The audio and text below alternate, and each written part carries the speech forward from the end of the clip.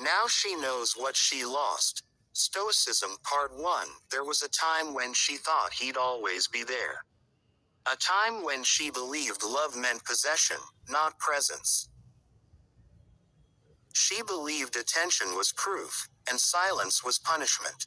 She measured affection in words, not actions, in moments of validation, not in quiet consistency.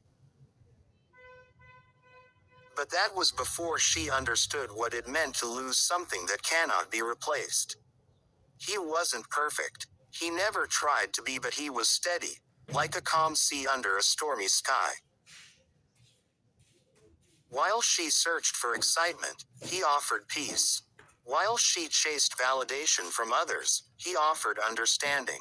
While she sought to be admired, he simply admired her in silence.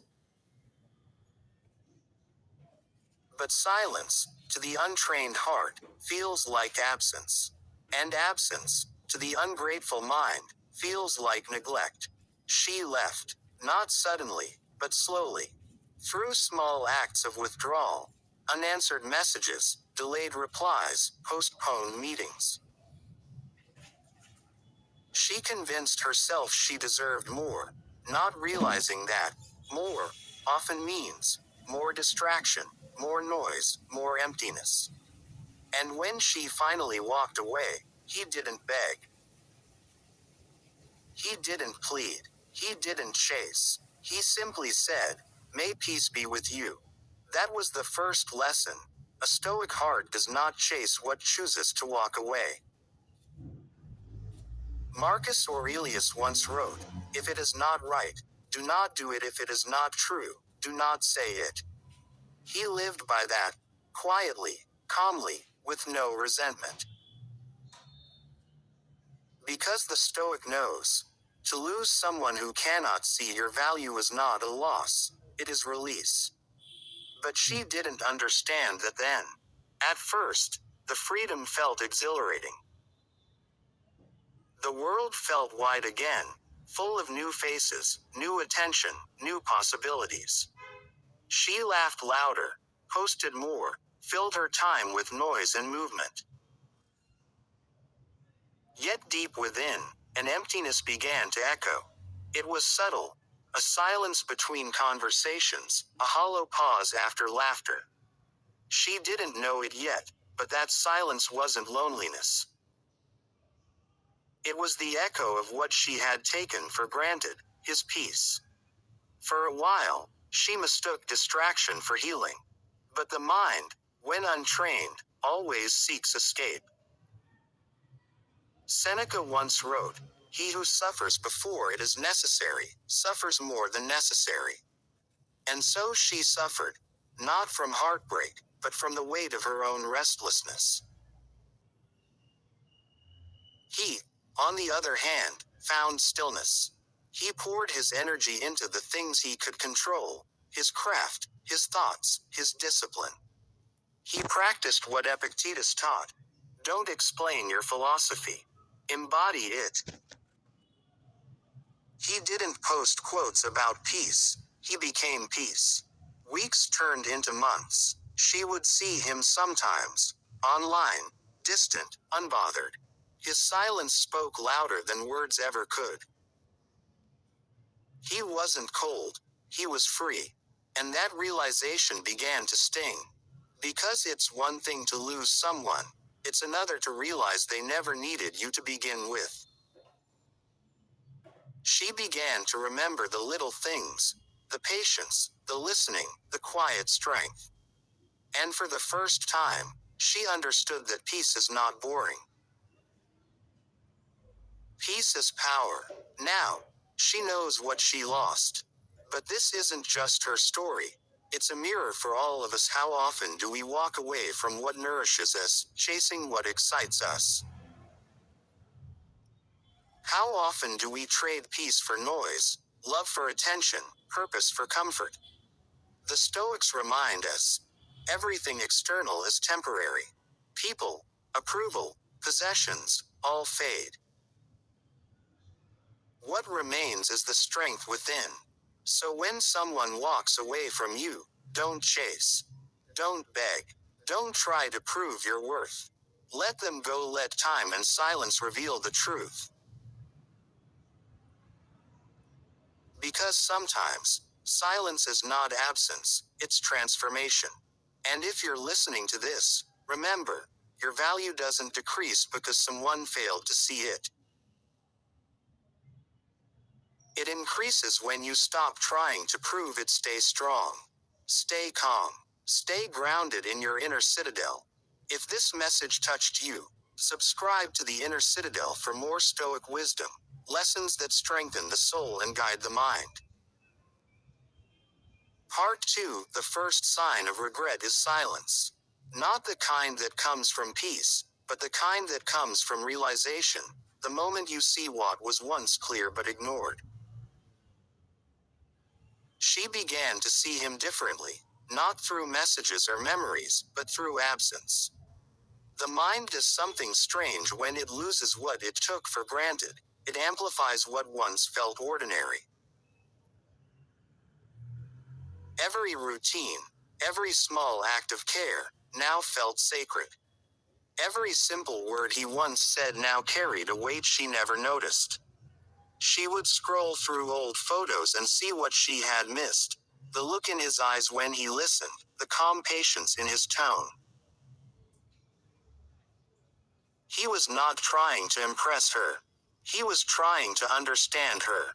But understanding is rarely appreciated by those still trying to find themselves. She remembered the day she left. How he stood there, still, not angry, not broken, just silent. His silence wasn't weakness, it was acceptance. He knew that forcing someone to stay would destroy the peace he had built within. That's what Stoicism teaches. You cannot control another person's choices, only your response to them. He chose peace over control, discipline over despair, acceptance over anger.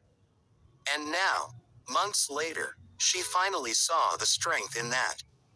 He had become something she couldn't find in others, unshaken. The world had changed for her. Every conversation now felt shallow, every connection temporary.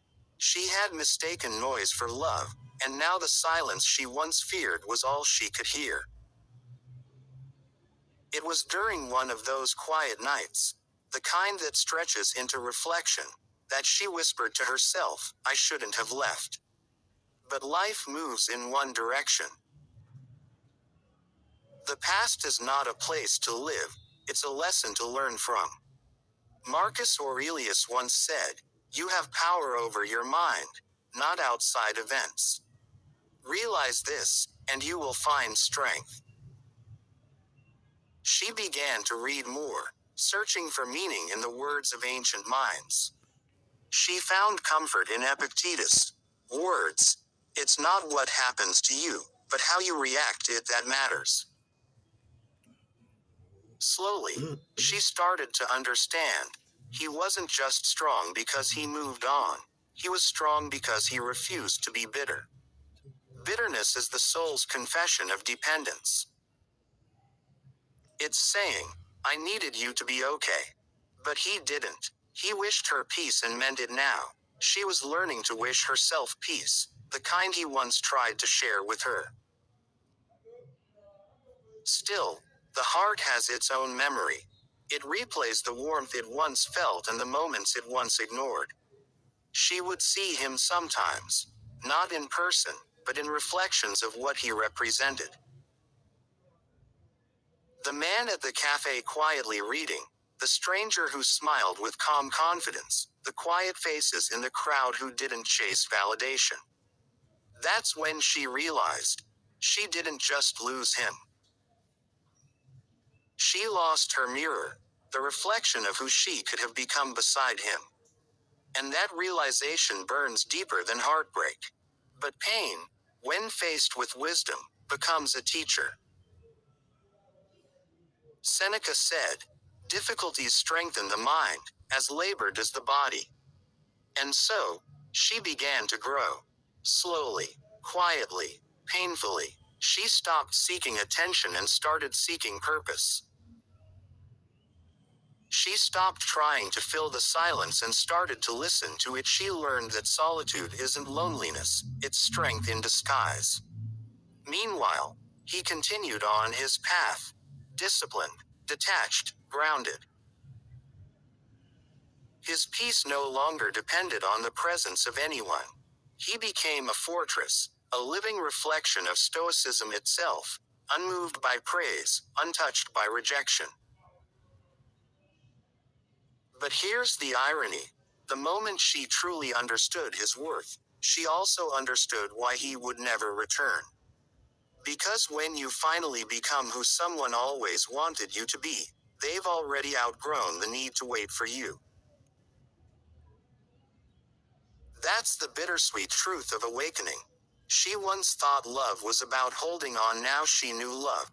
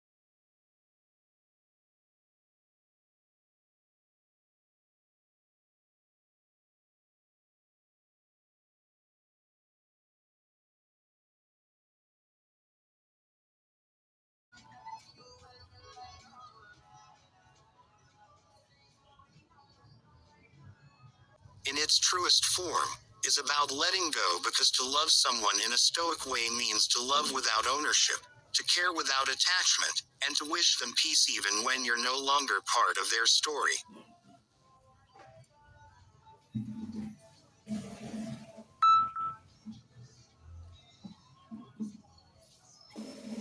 And for him, she had become a memory, a chapter he read, understood, and released. Now, she looks back not with anger, but with humility. Because she knows, not everything lost is meant to be found again.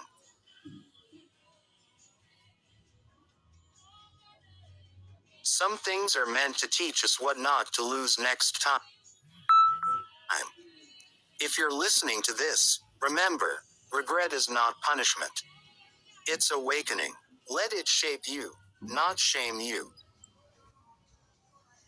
Let it remind you that peace begins where attachment ends. You cannot change the past, but you can master the present. And mastery of the present, that's where the Stoic lives.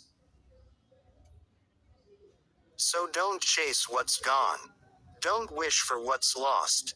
Instead, become so peaceful, so grounded, so content within yourself, that losing anything external can no longer shake you. Because that's when life gives you its deepest reward, freedom. If this message touched your soul, subscribe to the Inner Citadel, where we turn heartbreak into wisdom and loss into strength. Part 3. Time didn't heal her, it taught her. Because time alone doesn't change people, awareness does. And awareness only comes when you stop running from the silence and start listening to it. She began to see that her pain wasn't punishment. It was a teacher. Every tear, every restless night, every moment of regret, all of it was pointing her towards something deeper, the truth of impermanence. The Stoics often wrote that nothing belongs to us. Not people, not possessions, not even our own bodies. Everything is borrowed from the universe, and one day, everything will return to it. At first, she hated that thought. It felt cruel. But the more she lived, the more she realized how freeing it was. If nothing truly belongs to you, then nothing can truly be taken from you. And with that, something inside her began to shift. She stopped asking, "Why did he leave?" and started asking, "What am I meant to learn from his absence?" That's when the healing began. She started to wake early. Not because she had to, but because she wanted to feel what mornings felt like again. She began journaling, just as Marcus Aurelius did. Each morning, she wrote what she was grateful for, what she feared, and what she could control. At first, her thoughts were heavy, tangled with guilt and confusion.